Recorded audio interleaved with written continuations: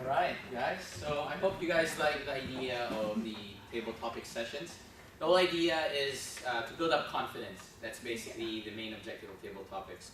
If you realize, just segue, first when they call your name, you're like, oh no, I don't want to do it. But when you hear someone claps, you're like, yeah, I'm just going to do it, right? So if ever someone's calling out, it's a good way to encourage. Just clap, just keep clapping. Like, yeah.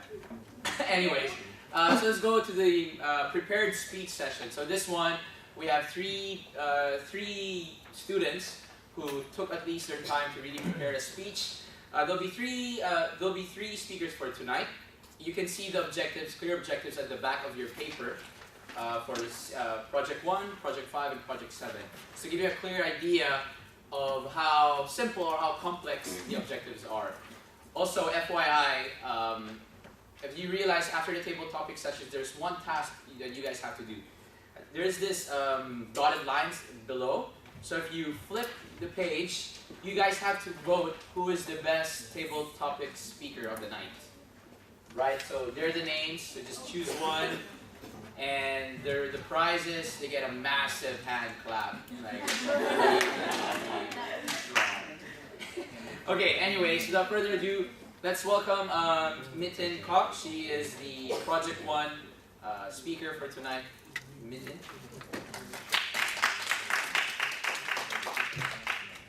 Hi guys, good evening. This is my first CC project. Can I ask you one question? Can you guess what's the tomorrow's weather? Yeah?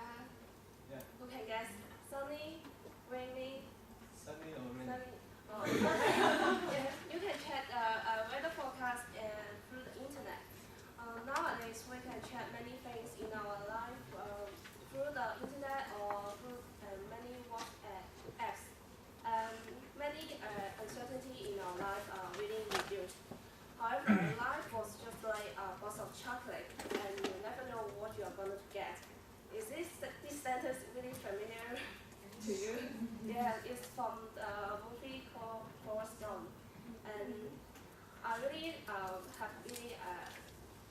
I want to share with you that when I was 4 years old, and my mom told me that your father and I will bring your sister to Hong Kong next week, and you need to stay in Guangzhou and until your ID card is made.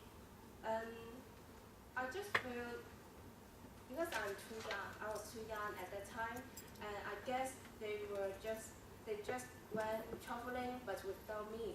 And however, as the time passed, I asked my grandma where was my family, and she told me that the fact, and I finally understood they were settled in Hong Kong already. And the experience of separating from family is quite really engraved in my heart. Maybe I was just too young at that time. I really enjoyed my childhood. I played with my cousin who just like my siblings, and I think my childhood was delighted. When I was 6, I came to Hong Kong, and in the beginning, our flat was very small and it's a bit proud for 4 people, and it was very noisy too because there was a wet market nearby, and although the living standard was not as good as what I expected, I think it was really blissful and lucky to stay with my family again. And also, I want to talk about my father, because my father was a construction worker. I think although he didn't have any day off through the whole week, but he always spent time to chat with me after work. I really respect him because he's just really nice, and I love him very much. And the life seems better and become more stable when the time passes, until it comes to last year.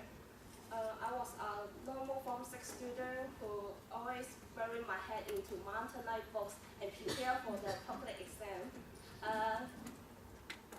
I think the biggest hardship I met at that time was not only the study, but also affecting news from my father.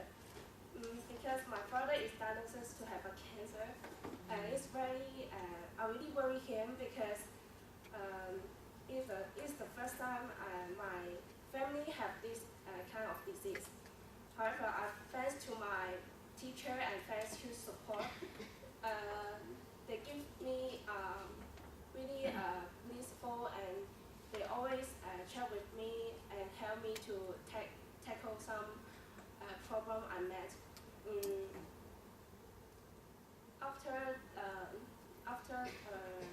Over this period, my father's condition become better after accepting different therapy, and I finally get into the university. And just feel, although there are many uncertainty in our life, I have complained why my life seems much more difficult than others, and why I need to confront with these two problems at the same time. Why?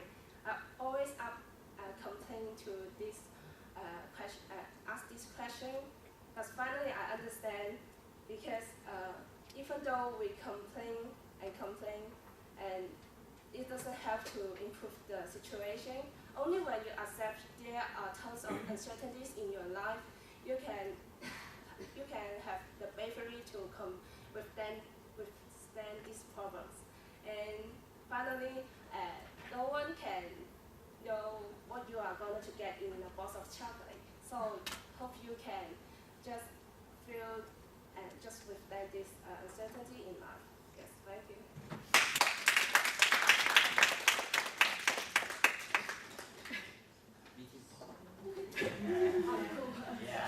All right, thank you. Okay, cool. So thank you very much for that project one. So just to give you a background, her project was all about giving an icebreaker, self-introduction, try to understand what is her strength or weakness in public speaking. So as she goes through the different sections, then we'll build it up and make her like a really awesome public speaker or whatnot. Also, her evaluator was Blair. Hi, Blair's there. So she's the one evaluating Meaton for that. So that we figured out what is project one. So it was like, oh, project one's nice, but we want something more complex, Jared. So that's why we're bringing you project 5. Wow. Project 5 is all about movement, gestures, facial expression, like all of those stuff. So message and achieve your speech purpose, make your body language smooth and natural. Focus on methods of delivery, but do not overlook speech content. So with this, we'll have her or his guest, his evaluator, Ms. Samson Tam. Samson's there.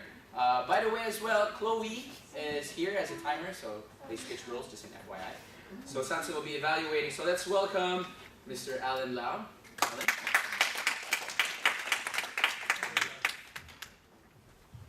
So, before I start my speech and introduce myself, let me ask all of you a question.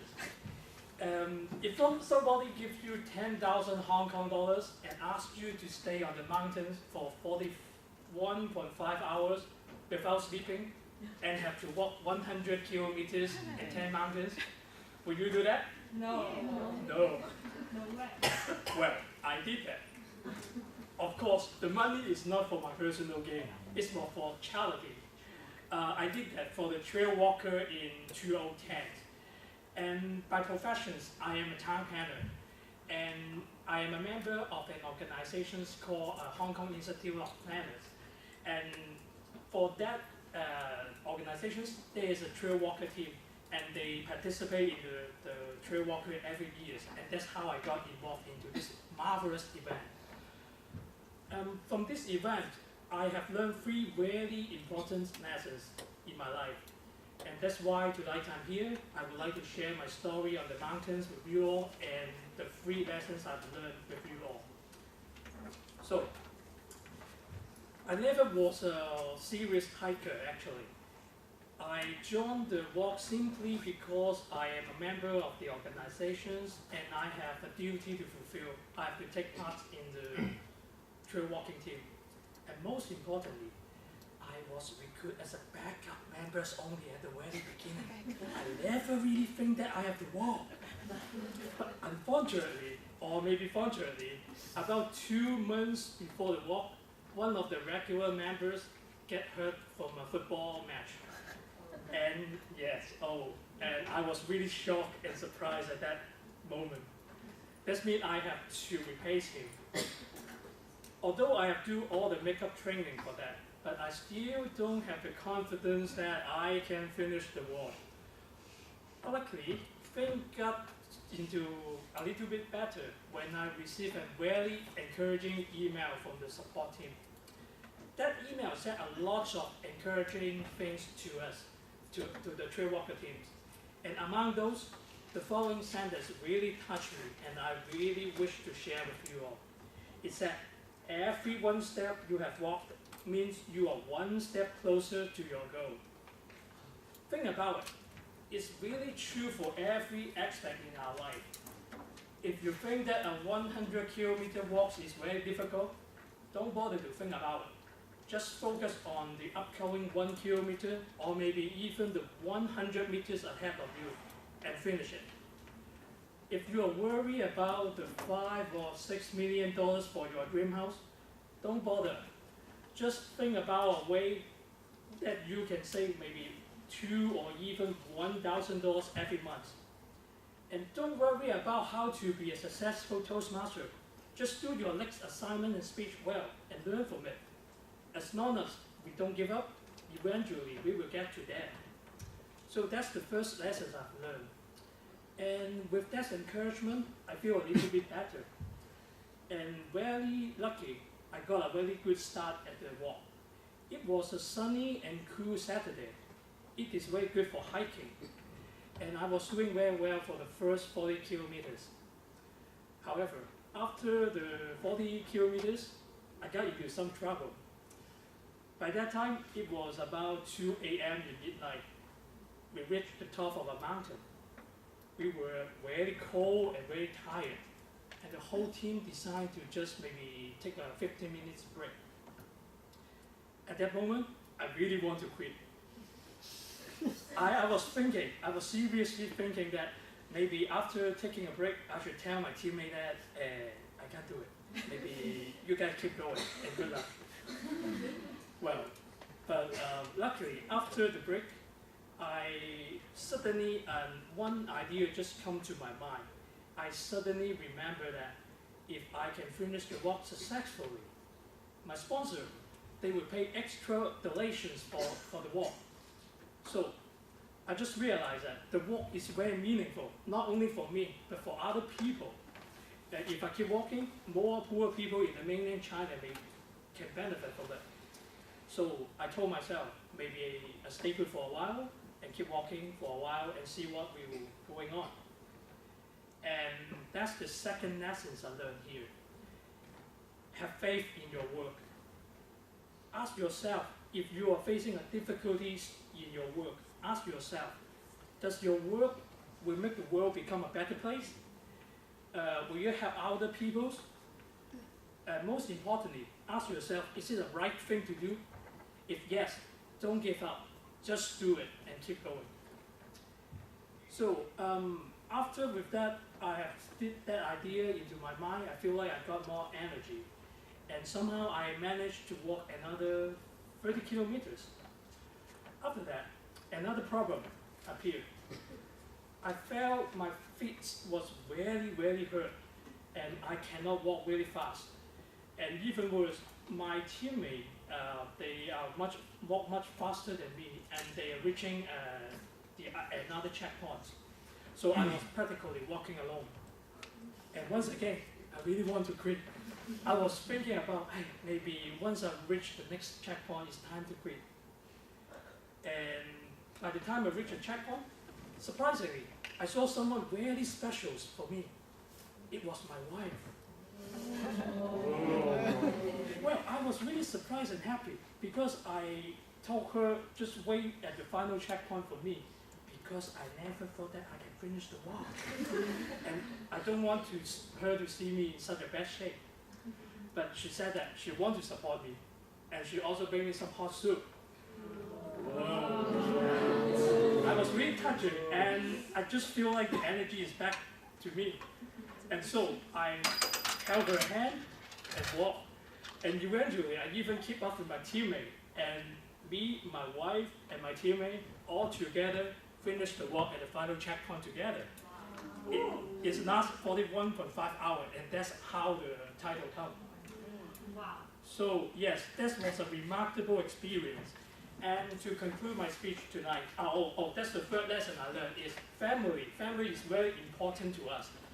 Allow your family to help you when you are in the difficult situations. So that's pretty much my story I would like to share with you all and the lessons I've learned from it. And I think it's time to hand over the stage to our MC. Thank you very much. How about you guys? I thought it was like a movie scene, you know, you see the wife with the soup, it's like that insert background music. Anyways, so thank you very much for that Project 5. We're going to our last project. Unfortunately, it's not 6, you know, because 6 was a bit scared. You know why Project 6 was scared? It's a joke. Because 7, 8, 9. Anyway, we're at Project 7. For Project 7, the one who'll be evaluating our for this speaker is Coco Chien. Coco Chien, she'll be evaluating. So, if you look back, Project 7 is all about researching your topic. So for this, the speaker needs to collect information about your topic, her topic, from numerous sources, carefully support her points and opinions with specific facts, examples, and illustrations, and gather through research. So with this, we just want to welcome our Project 7 speaker, Allison. Hello, everyone. Do you guys know ICG? Yes. The Taiwanese girl group? No. Don't get me wrong. In my speech, ICG has a new meaning. S stands for Singapore. H stands for Hong Kong. And E stands for where I come from, the eastern coast of China. So before I start my speech, let me briefly introduce myself to you first. My name is Allison, a mainland student who have been studying in Hong Kong for 2 years. And last semester, I took a study tour to Singapore in order to have more exposure. So people with different cultural backgrounds will have different definitions towards the same word, as we all know. Let me share a hilarious moment with you. After I decided to go on that study tour, a final year student who visited Singapore previously came up to me and said, "Hey Allison, I want to give you some advice." Okay, he said, "You really have to mind your behaviors in Singapore because there is CCTV everywhere." And I got confused and I replied, "Sorry, wait a minute, you mean China Central Television is shown everywhere in Singapore?" Obviously, I got him crazy. He yelled at me and said, "No, it's closed circuit television." That was hilarious, right? So, before I go to Singapore, I did some research. And I found out that there are so many similarities between Hong Kong and Singapore. For example, both of the cities are Asian tigers, financial centers, small in size, so on and so forth. What impresses me most is the multiculturalism in both cities. My journey of exploring Singapore began with Singaporean Airlines. Last year, I took a Singaporean airline back to Beijing. Guess what? As soon as I boarded the airplane, I was utterly mesmerized by the flight attendant's uniform. What up? Wow. Other way. Point the computer. Sorry. Not only because of the Chinese traditional phoenix pattern on it, but also Malay flowers on the sleeves. It looks like pretty much like chi pao with tropical elements, right? So I couldn't help asking the flight attendant, why you wear uniforms like this? And they told me that this is a traditional Nyonya clothing. Nyonya stands for a girl who has a Malay mother and the Chinese father, and they are the Peranakan Chinese of Singapore. So the Namian race left a deep impression on me. So I furthered my research. I discovered that the population in Singapore mainly consists of Chinese, Malays, Indians, and Eurasians, and their government promotes multiculturalism through a range of official policies. And that's the reason why typical symbols of multiculturalism, like Jew chat, Katong, and Baba House, can be easily found in Singapore. Well, Hong Kong the same story took place in Hong Kong as well. Hong Kong is a place where traditional Chinese architectures can be found near decorated churches and mosques, where people on the street speak both Chinese and fluent English, where in the restaurant, chopsticks lay side by side with knives and forks, where East meets West. You guys know what? Before I came to Hong Kong 2 years ago, I thought there is only one type of English in the whole world, one type of English accent. That is my high school teacher's accent. And so after I arrived in Hong Kong, I surprisingly discovered that there were so many English accents being used in Hong Kong. British accent, American accent, Indian accent, of course, Hong Kong accent. Right? So I would like to imitate a small part of Hong Kong accent for you. Like, morning greetings, okay? Hi, Alison. I knew you're gonna present tomorrow. Don't worry, love. You just need to, even you just put your textbook in the locker. Professor will give you full mark. So, even though people from all over the world gathered in Hong Kong, but we can still sit down and hang out. Throughout Hong Kong's century-and-a-half colonial history, people cherish different architectures, religions, festivals, cuisines, and languages. They make the diversity an advantage, not hindrance. They make multiculturalism as a motivation for progression, not thoughts of conflict. That is what makes Hong Kong the Oriental Pearl. Soft power, a term I'm sure you're all familiar with. Shashi Tharoor, an Indian novelist and politician, has defined it, soft power, as the ability for a culture to tell a compelling story and influence others to fall in love with it. And I believe the bedrock of building soft power is to maintain multiculturalism. We can make use of others' ideas, languages, customs, cuisines, our own. Adapt them to our own use. Because our culture is, above all, one of selecting the best and making it our own. Through understanding each other's cultures, we gain insight in each other's hearts and true selves. And I think that's the purpose of higher education, and that's the reason why our school sent us abroad. I believe Hong Kong and Singapore are the great demonstration of our Confucius interpretation. That way, please. Harmony without homogeneity. In Chinese, 和而不同. So, no matter you're Hong Konger, mainlander, or foreigner, we are all banded together. And I believe multiculturalism will be the force for the betterment of all of us. And that brings us to the end of my presentation. Thank you.